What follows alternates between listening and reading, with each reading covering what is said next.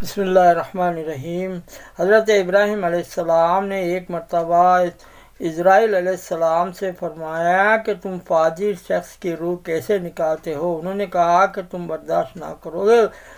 پھر انہوں نے اپنا منہ دوسری طرف پھیرو بولے کریے تو پھر انہوں نے بہت بڑے بال کھڑے ہوئے، نہایت سخت بدبو، کالے کپڑے، اس کے منہ سے ناک سے آگ کی لپیٹیں نکل رہی ہیں۔ حضرت ابراہیم علیہ السلام کو یہ حالت دیکھ کر غشی آ گئی۔ بڑی دیر میں افاقہ ہوا تو ملک الموت اپنی پہلی صورت پر تھے۔ حضرت ابراہیم علیہ السلام نے فرمایا اگر یہ فاجر شخص کے لیے کوئی دوسری آفت نہ ہو تب بھی یہ صورت ہی اس کی آفت کے لیے کافی ہے۔ یہ فاجروں کا حال ہے، لیکن اللہ کے مطیع بندوں کی روح نکلنے کے وقت وہ نہایت ہی بہترین صورت میں ہوتے ہیں۔ حضرت ابراہیم علیہ السلام ہی سے یہ نقل کیا گیا کہ انہوں نے ملک الموت سے فرمایا مجھے اس حیت کو بھی دکھاؤ، تو انہوں نے دکھایا کہ ایک نہایت خوبصورت جوان نہایت نفیس لباس پہنے ہوئے خوشبوؤں مہکتی ہوئی سامنے ہے۔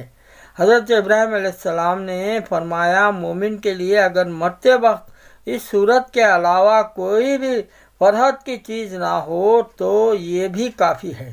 ایک حدیث میں ہے کہ حق تعالیٰ شانہ جب کسی بندے سے خوش ہوتے ہیں تو ملک الموت سے فرماتے ہیں کہ فلاں بندے کی روح لے آؤ، میں اس کو راحت پہنچاؤں، اس کا امتحان ہو چکا ہے، میں جیسا چاہتا تھا وہ ویسا ہی کامیاب نکلا۔ ملک الموت اس کے پاس آتے ہیں اور 500 فرشتے ان کے ساتھ ہوتے ہیں۔ ان میں سے ہر فرشتہ اس شخص کو ایک ایسی خوشخبری اور بشارت دیتا ہے جو دوسروں نے نہ دی ہو۔ ان کے پاس ریحان کی ٹہنیاں اور زعفران کی جڑیں ہوتی ہیں۔ وہ سب فرشتے 2 قطاروں میں لائن لگا کر کھڑے ہو جاتے ہیں۔ جب ابلیس یہ منظر دیکھتا ہے تو اپنا سر پکڑ کر رونا چلانا شروع کر دیتا ہے۔ اس کے حشم قدم دوڑتے ہوئے آ کر پوچھتے ہیں آقا کیا بات ہو گئی؟ وہ کہتا ہے کمبختو دیکھتے نہیں ہو یہ کیا ہو رہا ہے؟ تم کہاں مر گئے تھے؟ وہ کہتے ہیں ہمارے سردار ہم نے تو بہت کوشش کی مگر یہ گناہوں سے محفوظ رہا۔ رحمۃ اللہ علیہ کہ جب انتقال کا وقت قریب تھا کسی نے پوچھا کس چیز کی رغبت ہے؟ فرمایا کہ حسن رضی اللہ عنہ سے ملاقات کرنا چاہتا ہوں۔ حضرت حسن بصری رحمۃ اللہ رضی اللہ عنہ تشریف لائے تو انہوں نے کہا حسن آ گئے ہیں، تو حضرت جابر رضی اللہ عنہ فرمانے لگے بھائی یہ رخصتی کا وقت ہے، آپ جا رہے ہیں، یہ خبر نہیں کہ جنت کی طرف یا جہنم کی طرف۔ حضرت تمیم داری رحمۃ اللہ علیہ کہتے ہیں حق تعالیٰ شانہ ملک الموت سے فرماتے ہیں کہ میرے فلاں ولی کے پاس جاؤ اور اس کی روح لے آؤ، میں نے اس کا خوشی میں غم میں دونوں میں امتحان لے لیا، وہ ایسا ہی نکلا جیسا کہ میں چاہتا تھا، اس کو لے آؤ تاکہ دنیا کی مشقتوں سے اس کو راحت مل جائے۔ ملک الموت 500 فرشتوں کی جماعت کے ساتھ اس کے پاس آتے ہیں، ان سب کے پاس جنت کے کفن ہوتے ہیں، ان کے ہاتھوں میں ریحان کے گلدستے ہوتے ہیں جن میں ہر ایک میں 20 رنگ ہوتے ہیں اور ہر رنگ میں نئی خوشبو ہوتی ہے، اور ایک سفید ریشمی رومال میں مہکتا ہوا مشک ہوتا ہے۔ ملک الموت اس کے سرہانے بیٹھتے ہیں اور فرشتے اس کو چاروں طرف سے گھیر لیتے ہیں اور اس کے ہر عضو پر اپنا ہاتھ رکھتے ہیں اور ایک مشک والا رومال اس کی ٹھڈی کے نیچے رکھتے ہیں اور جنت کا دروازہ اس کی نگاہ کے سامنے کھول دیتے ہیں۔ اس کے دل کو جنت کی نئی نئی چیزوں سے بہلایا جاتا ہے، جیسا کہ بچے کے رونے کے وقت اس کے گھر والے مختلف چیزوں سے اس کا دل بہلاتے ہیں۔ کبھی اس کی حوریں سامنے کر دی جاتی ہیں، کبھی ماں کے پھل، کبھی عمدہ عمدہ لباس، غرض مختلف چیزیں اس کے سامنے کی جاتی ہیں۔ اس کی حوریں بیویاں خوشی میں کودنے لگتی ہیں۔ ان سب منظروں کو دیکھ کر اس کی روح بدن میں پھڑکنے لگتی ہے جیسا پنجرے میں جانور نکلنے کو پھڑکتا ہے، اور ملک الموت اسے کہتا ہے اے مبارک روح چل، ایسی بیروں کی طرف جس میں کانٹے نہیں ہیں، اور ایسے کیلوں کی طرف جو تو بتو لگے ہوئے ہیں، اور ایسے سائے کی طرف جو نہایت گہرا وسیع ہے اور پانی بہہ رہا ہے۔